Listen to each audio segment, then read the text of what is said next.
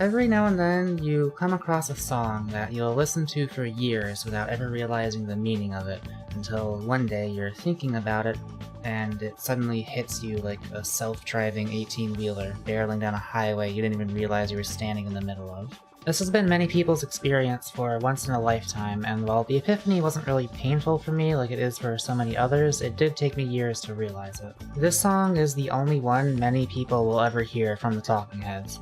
I'll be honest, this and Psycho Killer are the only ones I've ever actually heard of as of the time of me making this, but I think that speaks to the degree to which the song resonates with people, even if they don't yet understand why. It manages to perfectly describe an aspect of the human condition that's rarely talked about, and to me feels like the quintessential piece of media to describe it. It transcends the band itself, like they compose a song that lives on a higher frequency, one that God itself will jam out to because it is the representation of the feeling it describes. A song listened to during parties in heaven as angels hear the lyrics and think to themselves, "Thank God that doesn't describe me." I'm gonna warn you right now, I might talk about Spamton G. Spamton at some point in this video.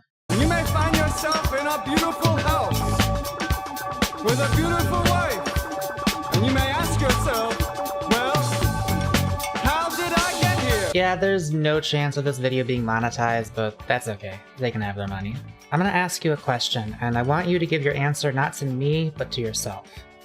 Think about your moments of free time. Every time you get back from school or work, every time you wake up on a weekend and finish brushing your teeth or eating breakfast, every time you have a few hours ahead of you during which you have no responsibilities or engagements to attend to. What do you do? Pause the video and answer. Alright, you got your answer? Good. That is what you will be doing for the rest of your life. Am I wrong? Do you plan to change that behavior? Because if you don't, then it won't. Some of you might have answered with things like, well, I'll typically make an attempt to do something productive, like work on my art skills or research something. But a lot of you will have answered with some variation on watching videos, playing games, scrolling through Twitter. Some of you might not have even had an answer. Do you feel judged right now? Like you're wasting your time? Like you're being useless? Like you need to be more productive? Those feelings aren't coming from me. Notice I did not use any moralistic language when describing productive or unproductive behavior. If you still feel judged, it's because you're judging yourself. Why are you doing that? There's nothing objectively wrong with spending your free time in those ways. Is it because you feel pressure from others to do more? Are other people judging you for it? Are you comparing yourself to more successful people and feeling inadequate? Is it because you yourself want to do more for your own reasons? All of that is possible, but I think the more likely reason you're feeling uncomfortable right now is because I made you aware of the water.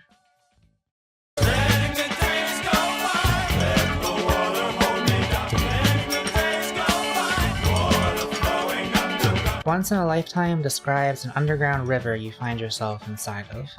I'm trying to think of how to be vague and poetic while describing this, but I think the metaphor is far too clear for that, so I'll just say what it is, or at least what my interpretation of it is. The river is circumstance. It's a flow of water that's incredibly easy to get swept up in, which takes you from point A to point B entirely on its own accord. It's not your will. It's a force of nature you have to actively work to avoid, or else it will take you wherever it's going, and it is completely indifferent to whether or not that destination is one you desire. Jason Pargin, author of acclaimed novels such as John Dies at the End and Zoe Punches the Future in the Dick, wrote a post earlier this year about preparing people for the realities of becoming a content creator. In that post, which I will link in the description, he wrote the following. Hey kids, I'm gonna share the big secret of the adult world. Grown-ups often don't have good reasons for doing what they do, or any reasons at all. They fell into their careers by accident, maybe pursuing a degree purely to get into the same classes as a cute girl, or stumbling into a job for quick cash and then getting promoted enough to make leaving impossible. The honest answer to why do you do what you do is usually, I don't know, just turned out that way. This can be a horrifying realization for some. The sudden awareness that you haven't had any control over your life for your entire life, purely because you never even thought to take control. There is water underground, and it is all you have ever known. You never even realized there was a surface to peek out of. And you may ask yourself, how do I work this? And you may ask yourself, where is that large automobile? And you may tell yourself, this is not my beautiful house. And you may tell yourself, this is not my beautiful wife. Now, this isn't necessarily a bad thing. Maybe the water is taking you exactly where you want to go. Maybe you're enjoying the ride, going with the flow. But it's also possible you've merely convinced yourself it's what you want. The song, after all, describes someone in a beautiful house with a beautiful wife, yet still not knowing how they got there. Maybe the river carried them to someone else's paradise. Maybe they'd have rather kept single. Maybe they'd have been happy with just a shotgun shack. For this reason, I think it's incredibly important to gain a higher level of awareness in life. This is the act of coming to the surface, looking around, maybe even escaping the river entirely if you realize it's not taking you where you want to go. Of course, I don't wish to instill feelings of manufactured discontentness in you. If upon examining your position you find you truly are happy where you are, then that's fantastic. But there's nothing wrong with questioning it, as it's sure to hold up to scrutiny if it is true. Justified devotion is greater than blind faith. However, not everyone will find themselves satisfied with where they're going. It's so easy to let the water hold you down, to just meander. You finish some sort of task, and you immediately go to YouTube or Twitter or whatever it is you find yourself doing. You don't even think about it. It wasn't a decision you made, the water made it for you. The water will do everything for you if you let it. The amount of hours you've spent this week pursuing what's important to you is the same amount of hours you'll be spending next week, and the week after that, and the week after that, unless you make the decision to change something. Same as it ever was. Same as it ever was. Same as it ever was. Same as it ever was. Same as it ever was. Same as it ever was. So how do you escape the river? Well, to do that, all you really need to do is be aware. It sounds easy, because it is. But it could also be the scariest thing you could possibly do. The fear might be similar to a scenario where you're constantly on the verge of death, where all you have to do to die is think about your heart stopping, so you're constantly looking away from it. Always right on the edge of breaking through a paper-thin barrier. But awareness won't kill you. I've had moments where I lied down, cleared my mind, and let myself be in a state of awareness, and I started crying so hard I was hyperventilating and had to call up a friend to calm me down because I was feeling some of the most intense despair I've ever felt in my life. It was like looking at a monster, one so terrifying you'd scream just by glancing at it, which had been standing directly behind me my entire life. I felt afraid, hopeless, like nothing could possibly ever be okay. But the fact that I felt such strong emotions was proof I was ignoring something important. Here's what I want you to do. At the end of this segment, I want you to pause the video, ideally in a quiet and isolated location, and I want you to just be aware. It's not necessarily the same thing as clearing your mind, because that implies you're pushing out unwanted thoughts, which isn't what you're doing. If you're doing it right, your mind will clear automatically. I keep saying the word doing, but in truth it's basically the opposite. You're stopping yourself from doing anything, even thinking, and you're feeling what comes from that. Allow yourself to stare off into space, listen to the ambient sounds around you, but don't necessarily focus on them. Focus on nothing. Really go for that head empty vibe. Let all worldly thoughts and focuses fall away, and feel yourself waking up, sticking your head out of the water. Like there was a foggy haze over everything, and suddenly you're seeing and hearing everything clearly. Thoughts may enter your head, but you should neither let them distract you nor push them away.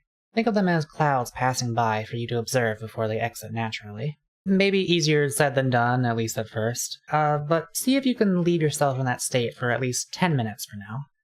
I know you've got the time, considering you had the time to watch this video. Pause now and come back when you're done. If it worked, you should have hopefully found yourself to be feeling a bit more deliberate. Like you could make real decisions, like an AI gaining sentience. Maybe you didn't quite get it, maybe you're too used to the busy haze of life to get it right away, but keep trying and you will. It's possible for people, for anyone, to get so good at it that they maintain that feeling even while doing other things. This is the kind of stuff that monks do in order to realize inner peace. To call it a higher state of awareness feels grandiose, but that is literally what it is. But it's not just something for spiritual people to reach enlightenment, it's a state which allows us to regain control over our lives, to plan things out and make real decisions. While in that state, you might find yourself thinking about things that you've never thought of. Maybe you'll have to drop your meditation in order to focus on some of these thoughts, bring yourself back down to reality, but with something new, something that might help you get to where you really want to be. You might make the mistake of thinking this is just a method to maximize your own productivity. After all, for many of you, I'm describing a way to avoid meandering and mindlessly wasting time. But it's not just that. This is a method to let you decide things. Not just to decide to work on something, but also to decide when to not. There is an incredibly important difference between browsing YouTube videos because your hand moved on its own and clicked on over to the tab, and browsing YouTube videos because you consciously decided, you know what? I am going to watch some videos right now. You can give yourself breaks in a deliberate manner. You can do everything in a deliberate manner. You can make the act of drinking water a conscious decision rather than just a physiological one. Like I said, people who are really good at this can keep the feeling up all day. You can strive for that if you want, you can escape the river entirely, but the important thing is to at least peek your head out of it every now and then. There is a very high chance that you are going to completely forget to do this by next week. The body is rarely open to change, and the water is as familiar as amniotic fluid. You might have to set reminders to yourself at first if you really want to achieve change in your life, like a sticky note you can look at to remind you that this option even exists. The default takeaway from this video will be to feel momentarily inspired, spend one day trying to change your life, and then get dragged underwater again. Let me be clear. This video is not a call for you to feel inspired to work on some sort of project you've been putting off, only to stop again once the inspiration fades. This video is a call for you to make decisions. Not just today, but going forwards as well. What you do with that power is up to you. Just try not to forget that you have it.